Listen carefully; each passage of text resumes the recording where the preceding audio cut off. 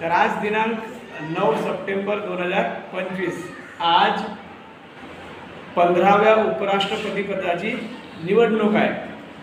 संसदेच्या F101 या खोलीमध्ये ती निवडणूक आता सुरू आहे। म्हणजे अवघ्या काही तासामध्ये आपल्याला 15वे उपराष्ट्रपती मिळणार आहेत। तर संविधानाच्या कलम 63 नुसार भारताचा एक उपराष्ट्रपती असेल आणि कलम 64 नुसार तो उपराष्ट्रपती राज्यसभेचा पदसिद्ध सभापती असेल असं नमूद करण्यात आलं आहे। आणि ही निवडणूक केंद्रीय निवडणूक आयोग घेते आणि ती कशा पद्धतीने घेते तर ती निवडणूक बॅलेट पेपरने होते, ईव्हीएम न होत नाही। ईव्हीएम न का नाही होत?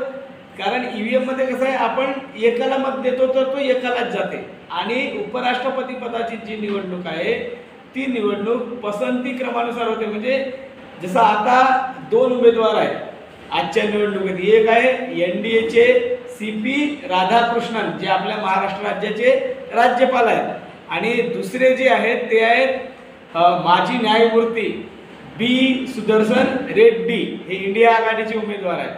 आता दोघे जण उभे आहेत तर आणि त्यांना मतदान करणारे कोण आहेत? संसदेचे खासदार, म्हणजे लोकसभेचे आणि राज्यसभेचे असे 781 खासदार जे आहेत ते यांना मतदान करणार आहेत। कसे मतदान करतात तर त्यांचे केंद्रीय निवडणूक आयोग जे आहे त्यांना अशी पर्ची देते, त्यांचे नावं राहतात आणि त्यांच्या पुढं भारतातील कोणत्याही भाषेतील अशा प्रकारचे अंक, मग ते देवनागरी राहोत की रोमन अंक राहो की कोणतेही राहो, भारतातील कोणत्याही भाषेतील अशा प्रकारचे अंक त्यांच्या पुढे लिहायला लागतात। 1 2 3 असा पसंतीक्रम द्यावा लागतो आणि या ठिकाणी पसंतीक्रम देण्यासाठी जो पेन वापरण्यात येतो तो पेन जो आहे तो केंद्रीय निवडणूक आयोगच देते।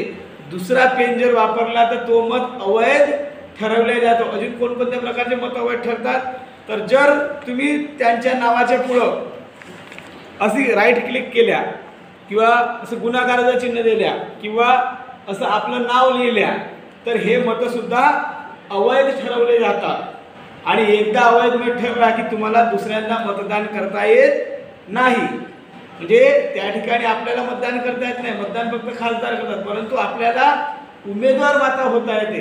भारतातला कोणताही नागरिक जो भारताचा नागरिक आहे आणि शासनाच्या कोणत्याही लाभाच्या पदावर नाही आहे तो व्यक्ती उपराष्ट्रपदाची निवडणूक लढवू शकतो। आपल्या पुण्यातला दौंड तालुक्यातला एक व्यक्ती आहे, त्यानं उपराष्ट्रपती पदाचा फॉर्म सुद्धा भरलेला होता। आता ही निवडणूक सुरू आहे आणि अवघ्या काही तासामध्येच आपल्याला 15वे उपराष्ट्रपती मिळणार आहेत। कोण कोण उमेदवार आहेत? एक आहेत सीपी राधाकृष्णन आणि दुसरे आहेत बी सुदर्शन रेड्डी। काही तासामध्ये म्हणजे आजच 9 तारखेलाच सायंकाळी 5 वाजेपर्यंत निवडणूक झाली की त्याच्यानंतर लगेच निकाल घोषित होणार आहे आणि आपल्याला आपले 15वे उपराष्ट्रपती मिळणार आहेत। तर 2 पैकी जे होतील त्यांना आपण आपल्या जिल्हा परिषद प्राथमिक शाळेकडून त्यांच्या भावी आयुष्यासाठी आणि भारताच्या उज्ज्वल भविष्यासाठी त्यांना शुभेच्छा देऊया। थँक्यू।